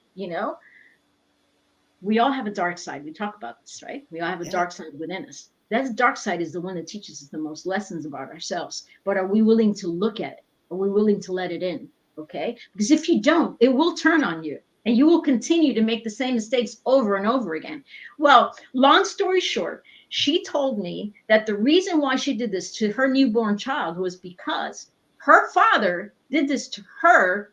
She had burn marks all over her body. She was raped. She was sodomized. There were so many things her own father did to her. And this child that she bore was her father's child, and she did not want this child to go through the same pain and the same horrific events that she had to go through throughout her 16 years of her life that her father gave her. So she decided to end its life because of it. It came from a place of love. It might have been distorted, okay? It might have been, anybody else from the outside saying, my God, woman, how could you do this? She didn't want that child to go through the same pain that she was still living. Okay. That hurts. Yes. That hurts. I still cry about it when I talk about it. That hurts. It's like, you're actually going to sit there and tell me you know this person? Do you really know this person? No, you don't. You're just taking the face value of what society has labeled this individual, and you are going on their story. Do you know me? No, you don't know me. And you know what? Chances are you'll never get to know me. Why? Because you don't want to know yourself. You don't want to sit with yourself and know yourself and dig deep. Before you come at me, come at yourself. And that's how I heal. And that's why I'm so powerful. That's why I come at you so hard. It's because, you know what? I need you. I need you as much as you need me. But in order for you to serve me in the right way, you need to serve yourself first. I need to find you, the real you, not the person that's been under all these layers, you know, all this life. Yeah. She says, "Oh wow, they didn't understand her background." That's most of the people who don't get their voice heard. Even in a divorce, there's her story, his story, the truth, right? That's the easiest breakdown. So imagine 12 jurors and a judge deciding your fate, and they don't know you. They don't know a damn thing about you. And choices were made. And we live with, when we make a choice, it's the actions and the reactions. It's our actions to their reactions. So when somebody says, can you believe, they want to play the victim, they want to play the martyr, but yet when I ask them, where's your part? They get pissed off. They get really pissed off. And I'm like, we all have a part. Mm-hmm. You could have said something that they interpreted different, but it had to start somewhere. These are the seeds. Like, where did it start? And yes, I am a spiritualist. And I say, if you can't find it in this lifetime, it's in a past lifetime. And that's a Kim story, because she's all about past life patterns that we have to live in this lifetime to clear. And that's a whole, like I said, that's a whole different story there. But in this lifetime, Dalis will bring it out. Dalis is very good at bringing it out. And she's also very good. And I believe that a lotus cannot be a white lotus until it comes out of that dark mud. And we all have that dark mud, and we all have to find ourselves, and we all have to have the interpretation. But if you're going to play the hard and strong person, and you put that wall up, and you're going to come against a Dalis G, or maybe an MJ at this point, who has gone enough is enough, you're going to hear it live. You're going to get that push. Yeah, I'm supposed to watch my words and tones in my journey of light. I get that. But when I'm here to try to help others, and they're not listening to light words, and they're not listening to the tongue, and they're not listening to that vibration, then as a healer or somebody to assist you to heal within yourself, that self-love, we sometimes have to die back. We call it a die back in our vibration, in order to put ourselves in the same level that you are, to encourage you to push up. That's how I am. That's my warrior. That's my Templar inside of me. And I got shown that by Miss Dalis. I got shown that hard, because I wouldn't let go. I wouldn't let go because I figured my ego wanted, if my ego's not going to let it go, then that means there's a suffrage. No, the suffrage was my ego. The suffrage was, don't let go. That's the suffrage. Because when you let go, you're not going to die. You didn't die then. So talking about it, you're not going to die now. So if you're full of guilt and you're full of humility because of it, then you really know you got a lot to work on here. But shit they just don't come at you. Something happened, whether it was a choice that you made on social media to say something, to do something, or to physically do something, you're going to get a reverb. You can't sit and play a victim. You can't play the martyr, and you will go nowhere. You'll be in that downward spiral rabbit hole, and then it becomes the hamster wheel that the food's there, and you just keep going in a circle, and you'll never reach your food. And that food is enlightenment. That food is love. So I love to tell people when they start pushing and they start offensive, I'm like, why don't you love yourself? Because if you're going to speak those ugly words, you don't love yourself. There's just no way you can, because those words wouldn't come out. And that's what I learned from Dalis, right? Sometimes the hardest things in life that we have to go through are those that pain us the most, that we put underneath the rug. And Generation X, you're good at it. We're good at that. We're good at putting that rug up, sweeping it, and laying it down. But it's going to come back. Dalis is here to tell you that. It's going to haunt you. It's going to haunt you. And it's going to keep haunting you. And it's going to keep patternizing. And it might not even be from the same person. Now it's multiple different people, because before you came, you've already had this. You've already had it listed. Father, Mother, God said, okay, this is your life lesson. If this is how you want to go through it and you want to learn it, It's okay. And now I'm going to be really egoic. And I'm going to say, find me or Dallas, especially if you're hard, because we can flip it. You got to learn to flip it. That's the bottom line. You got to learn to stand up for yourself. You got to learn to use this beautiful throat chakra that we all have. When your throat chakra won't speak your truth, then you have issues below your heart chakra. It's in your root, your sacral, or your solar plexus, and they're deep. Nobody deserves that in this lifetime. We're all here to learn a life lesson. We are all here to learn to be Christ-like. And that is not just a Christian expression. It is the I am. And that is what I've learned. It took me a while. I'm hard-headed. I'm very strong-willed. I can tell you the amount of beatings I've gotten to be that strong-willed. And at what point, like Dallas says, when are you just going to let go? When are you going to let it go? It's already in the past. You can't change it. You cannot change something. The only thing you can do is learn from it. Hence, it always takes me back to Thanksgiving, Dallas. Why is that?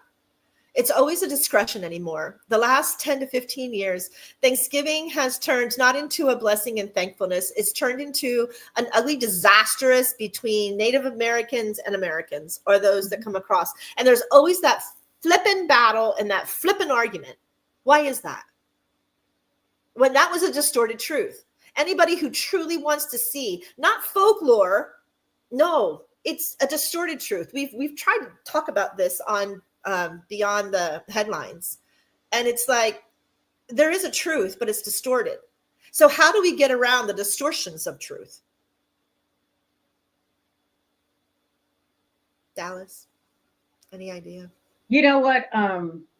You get around it by telling your story, and as you're talking, I'm thinking about chapters.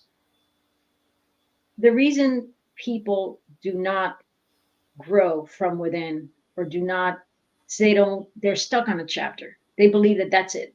That is their life. Whatever has happened to them, whatever their choices, whatever choices they made, and whatever, experiences, they were stuck on that chapter. Okay. In order for us to be able to really learn the whole story is no different than what I did with this particular woman that is in death row, is let's get out from under that chapter. Let's go beyond that chapter. There's a reason why that chapter is there, but it's not your whole life story. Okay. But in order for me to get the truth out about what really happened, okay, like you're saying now, this whole Thanksgiving, is because there's not enough voices out there talking about it. Because everybody's stuck in that chapter, and everybody is going to view it the way they see fit for themselves at their moment in time. They're going to view it that way. But there's no truth there. Why? Because there's not enough voices. You know what? And with social media, people would tell me all the time, Dallas, there's so many voices out there. What do you mean there's not enough voices? There's not enough truth out there. Not really. What is people are out there talking about things that are going to get them the follows, they're going to get them the likes. I don't care about that. I don't care about that. I care about quality. I care about truth. I care about you telling your story. And yes, it means a lot to me. I don't care about the millions of people.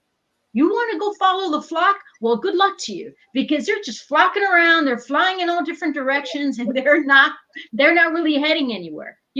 I want the identity. I want the individual. You know what I'm saying? So that's the truth will never come out unless we start getting people to talk. Your words mean something to me.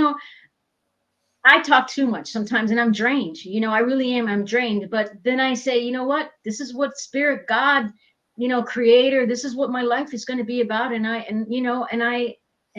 they feed me. They allow me to have my space to be able to do it again over and over again, because it's just not enough. You know why it's not enough? Because not enough people are doing it, and I need help. Now, if I come to you and I tell you I need your help and you are important, how many people actually tell you this throughout a lifetime? Wait a minute, you need my help? Why? I get approached all the time. How do you become a New York Times bestselling author? I said, you start with one word. You put it down. Your story is just as important as my story. This whole thing with the whole P. Diddy, Puff Daddy, whatever you want to call it. You know what? It's the age of the Aquarius, baby. Let's get rid of this shit. Okay, everybody's important. It has nothing to do with the numbers in your bank account. It has nothing to do with fame. You know, it has nothing to do with that. Everybody's important. And all these people, all this facade, all this illusion, it's coming down, it's breaking down. And you want to be part of it? Come on, man, I need you. I want you to be part of it. This is the time for you to reflect and say, you know what? I am just as important as everybody else out there. Okay? And my story is going to come out, and I'm going to start speaking. You know what? It's just like anything. I mean, go volunteer. I tell people all the time, go volunteer at an elementary school. Go read to children. Sit on the floor with them. You know, start somewhere. But as you start vocalizing and doing something, it starts manifesting because it's an energy you're putting out there. Why are you stuck at home? And, you know, it's incredible to me. And I don't know why this is happening. Obviously, it's for a reason. One of my best friends just started a non-for-profit organization, and it's for veterans. Okay. And what they do as a purpose is they try to get veterans out, because one of the issues we're having as a nation is that these veterans go home and they don't know what to do with themselves. Right. You know, and it's hard for them to get out and socialize and be part of something, be part of a community, because they're extricated. So this is their purpose. They bring vets together. And I said, you know, that's unbelievable. And they start making them feel like they matter. Right. Because they're stuck in that chapter. You know, there's what? A lot of vets I am so happy you served our country. I am so happy you made these choices. But you know what? Now you have to turn the page. You have to rewrite a new chapter. But you have to come out. If I don't see you, then how am I going to know you're out there? You know, what was it all for if I don't see you out there? And they're trying to get these vets out there so they can start feeling comfortable. But who did this? The man did this. Society did this. Our government's doing this. You know? Yeah. It's the truth. There's a lot of veterans who they get walloped. They're especially the last 4 to 6 years, Dallas, the veterans have really taken a big beating. There's been a lot of swing into the culture. Even myself, I had to Yade, I don't know if you remember Yade, Dallas? Yeah. Yade Landon, she's on with us, and Ava's now back. They became recluse. They lose their mission because we were used to be told what or not to think of ourselves. Exactly. It's about self. You brought up Diddy. I'm glad you brought that up because I have to take another break, and I have something special because of women. So in the last 4 to 6 years, I was saying, first we had the Epstein, right? No, before that we had Weinstein. Then we have Epstein. Now we have Diddy. All around women, slavery, kidnapping, raping. And finally, how many years? But you have to think about this in a way of awe. How many people knew and shut up? How many people knew, especially the big ones? Why do you think they're all leaving this country? Why do you think they are fearing? As we heard, you know, when you got incarcerated, and this is not a political thing, but how come if you have power, fame, and money, you get pardoned or you don't do the justice? It's true. I mean, we woke up to news that Joe Biden pardoned his. I mean, you know, it's wrong. I was a white collar crime offender, and look what I'm doing for the cause. Yet I'm still made to go through it's unfair, it's unbalanced, but it still should not stop you from doing what you need to do. Okay, right. It's no excuse. You know, so this is why I want to go back. All those people that actually watch, right? I agree. I agree with you. And there's an imbalance. And I agree there's an imbalance. I agree that there's an imbalance on a total. But when there's one bad egg, doesn't mean that we project that to be everybody, right? If there is a veteran who is bad, then you don't damn all veterans. If there is a black man who is bad, you don't damn all black. If there's a white person, Mason, you know, we don't blame all white. This is what Thanksgiving has come to now with Native Americans and here. However, I do believe that if you actually do due diligence of it you will find that that event did happen, but not on that day. And there was many years apart. Terry from Tracer Rounds on our Beyond Headlines put these numbers together. Do I feel the harm and the hurt that happened back then? Something happened. A choice, again, somebody made a choice, and then the reaction was this.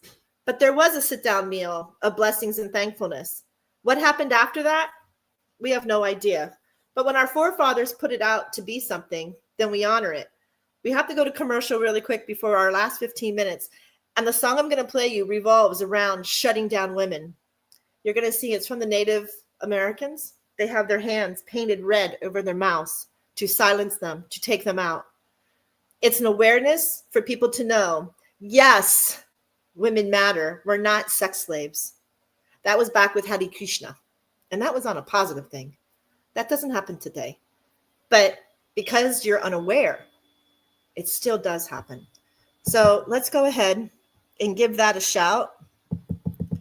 And let me make sure I can find it here. I put it in my, here it is. It's called Sacred Flowers from the Blue Mountain Tribe. Listen to mbaradio.us. We'll be right back.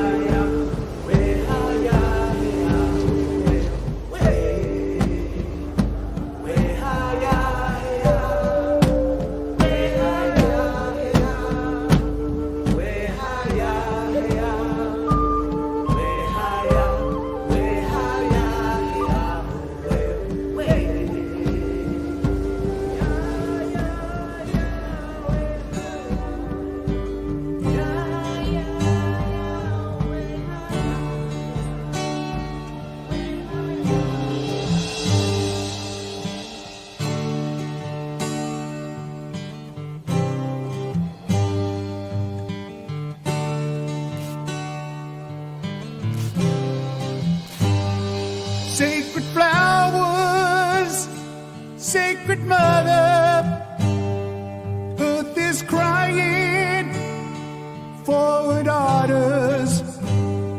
Sacred flowers, sacred mother, earth is crying for her daughters. Where have you gone? Who took them from us? Who stole them from us?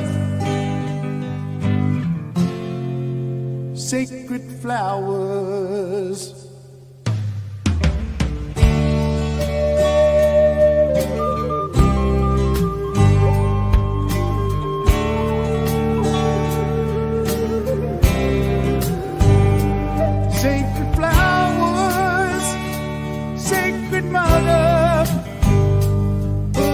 Crying for her daughters.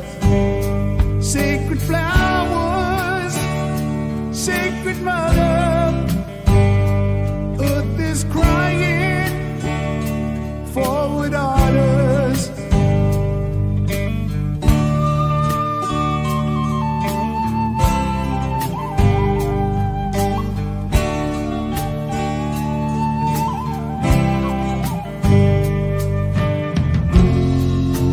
Life on the res, bringing light to our lives. You are missing your mist.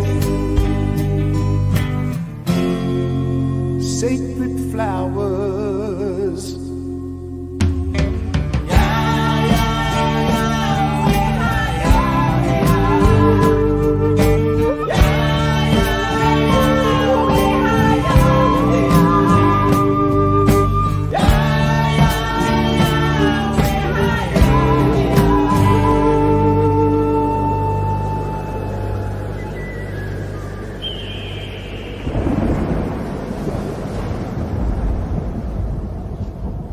Military Broadcast Radio, the station that's giving veterans a voice. Find us on the web at mbradio.us. Opinions expressed in this program are those of the speakers and do not necessarily reflect the views or positions of any entities they represent. Find us on the web at mbradio.us. Hi, welcome back. That was really a powerful message from our native Indians.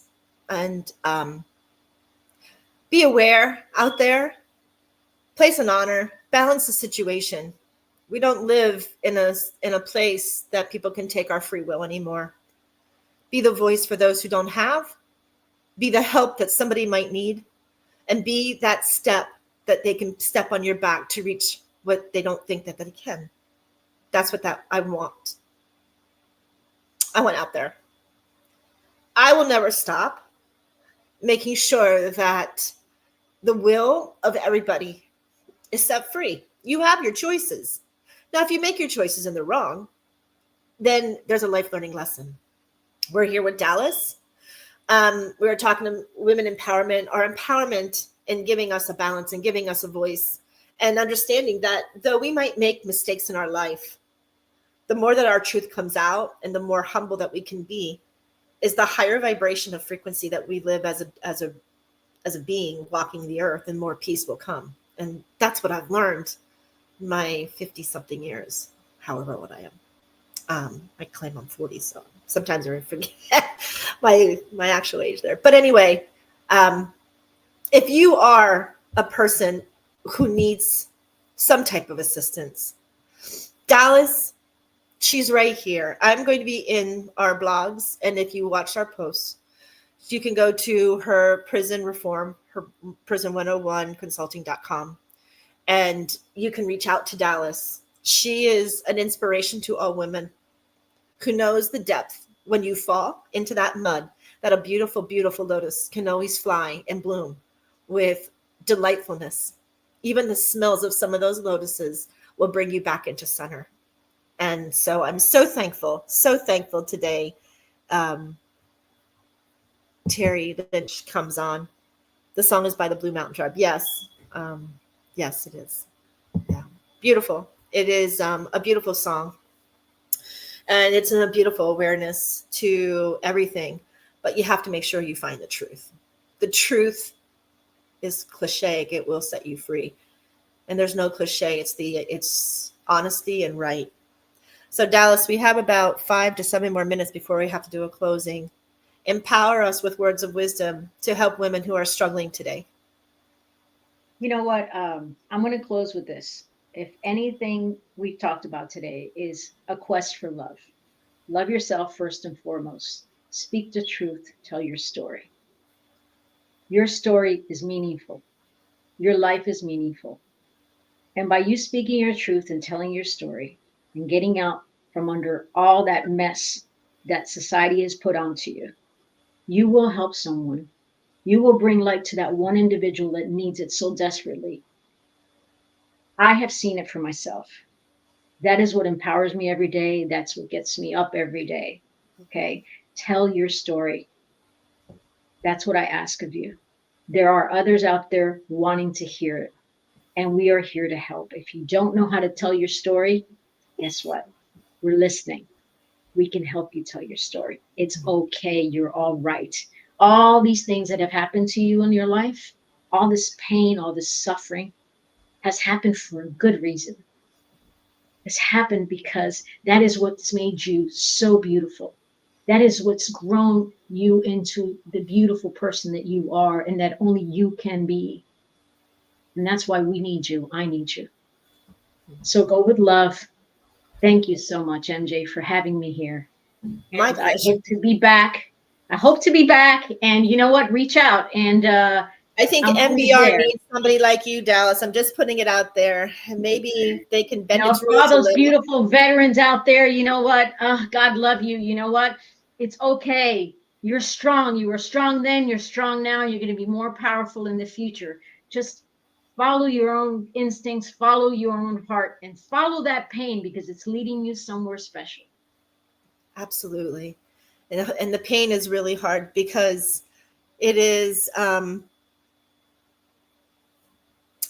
something that if you still have a tear in your eye, you're not 100% healed. And it's okay. It is okay. It's coming. It's the awareness that's a struggle. That's a hurt. Where is it? I have to work on. What do I have to do? Maybe it's called these Indians. I'm not Indian, but my first apparition was an Indian. So it's calling. So I well up every time somebody talks to me about Indians because there is a pattern there. There's a seed. So when you get these seeds, it's not empathy. It's a seed. I know it because I've already cleared my empathetic self into clairsentient. So I don't have to mourn somebody else's pain. I don't have to feel it. I have to honor it and understand it and try to figure it out. And then that's where this Templar, this warrior, puts that shield and armor on for somebody else who's too weak for that. But sometimes I'm rough. And I said, sometimes it has to be rough because sometimes it doesn't get through unless they are from a rough, conditioned mindset pattern to begin with. That's the energy of connection. That's my dad's energy. That's the energy I needed for today. And Dallas, you brought that out. You brought that awareness. You brought that awareness for me now to help. And you're bringing that awareness to every flippin' prison reform woman who needs it, or man, for that matter. But today's show was women empowerment, especially for vets in reform and prisoners of women who need reform, right? Sometimes we all need a little bit of reform. We just don't know where it's at in our life. But we'll find it. You can rest assured, if we're strong-willed and we have a beautiful understanding and our 12 mind power centers are open, we'll find it. And we'll flip it into the most positive consciousness that we could possibly make it for all balance for all individuals today. That being said, Dallas, I love you. I am so excited. Ava, come interview with me too. Yes, I would love to. Great show today. Powerful message. Thank you, Eva. So I love you. We're going to get you connected because I think you and Dallas and myself, and for that matter, have a beautiful connection. We just haven't got you into that little tribe yet, but we're getting you. We're getting you there because I know my friend Dallas, she speaks wisdom beyond that what we can't even understand. With that being said, I'm going to give you a prayer. MJ style, may the angels carry you with peace, love, grace, joy, happiness, and abundance of what it is that you desire most. Family, friends, I love you. This is MJ. You're listening to MBR Radio.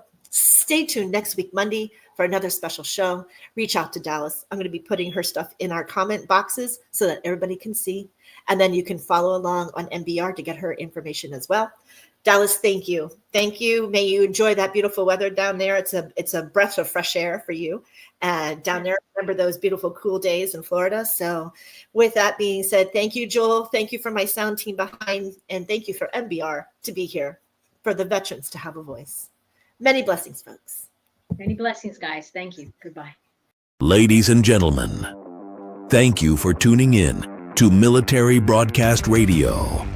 As we wrap up today's show, we want to remind you that the podcast of today's episode will be available right after we go off the air.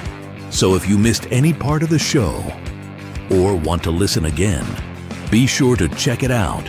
And remember, we're here to support and honor our veterans.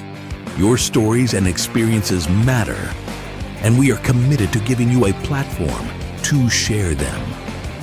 That's right. We're here to give our veterans a voice. So don't forget to catch the podcast and stay connected with us. Giving our veterans a voice.